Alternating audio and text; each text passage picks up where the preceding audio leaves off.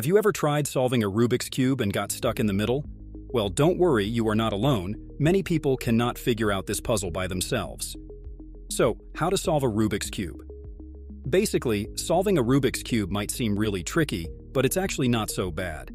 Think of it like this. Imagine you have a special set of instructions on how to solve a Rubik's Cube. It is almost like a recipe that you can follow to solve the Rubik's Cube. So, it's kind of like having a secret code or Rubik's Cube tutorial that helps you put all the colors in the right places. Solving a Rubik's Cube can be like a puzzle that drives people crazy. Guess what? There's one super easy trick that can help anyone solve the Rubik's Cube. Alright, let's first look into our Rubik's Cube tutorial 3x3. Think of it like this. The cube has three main kinds of pieces, and there are pieces in the middle of each side. Those are the centers.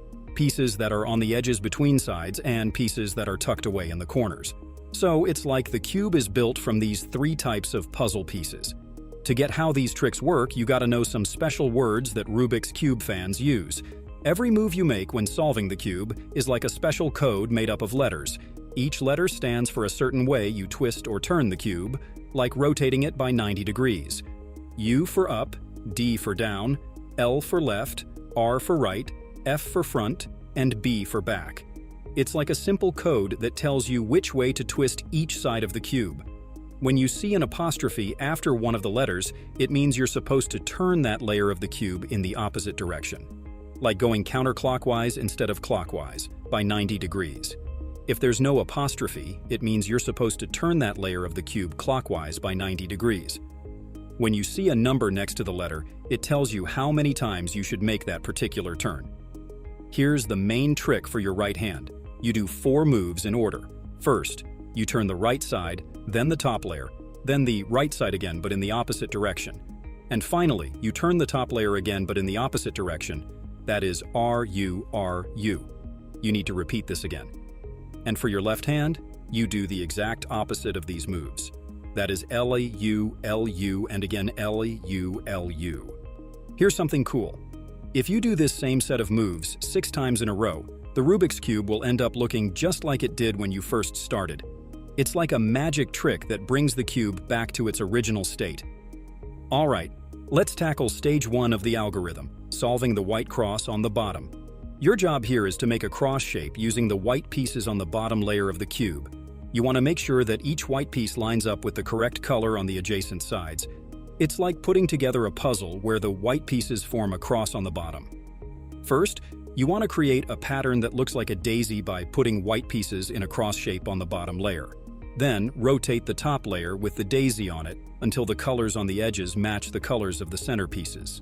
Finally, rotate this layer 180 degrees to make sure all the white pieces are in the right spots. Repeat this process for the remaining white pieces and voila, you'll have a white cross on the bottom of the Rubik's Cube.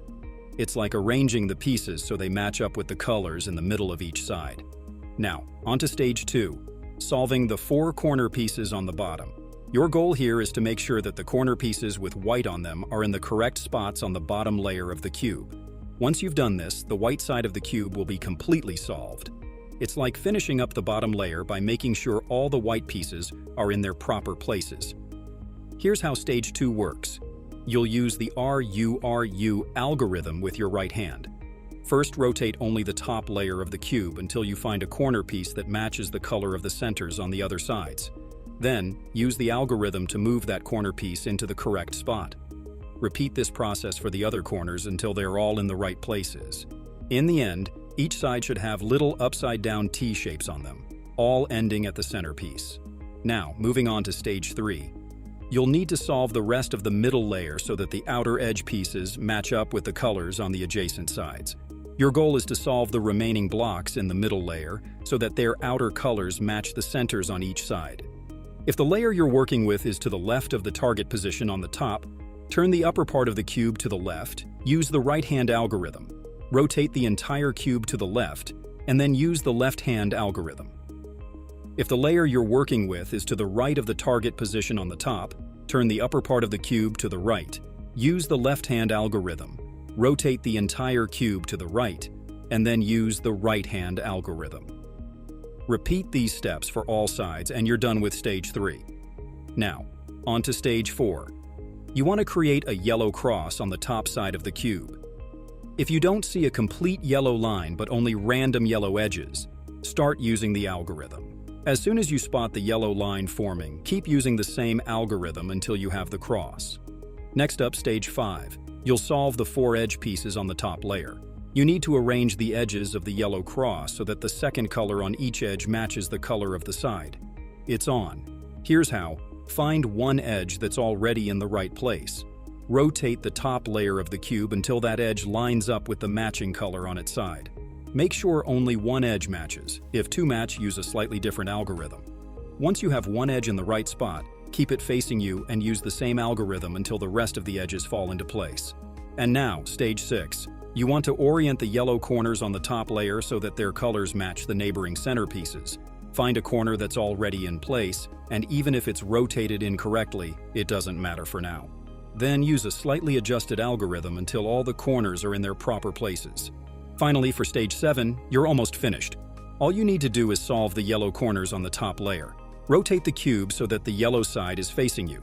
Start with the upper right corner and solve it without rotating the cube, step by step, using the modified algorithm you already know. Be careful not to make mistakes at this stage, as it can be tricky. Once you've solved one corner, move on to the next by rotating the side that's facing you and using the same algorithm. After solving all the corners, rotate the front layer so that all the colors on the cube match. Congratulations!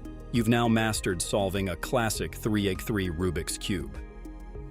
This Rubik's Cube tutorial also works for other types of 3x3 cubes and even more complex ones.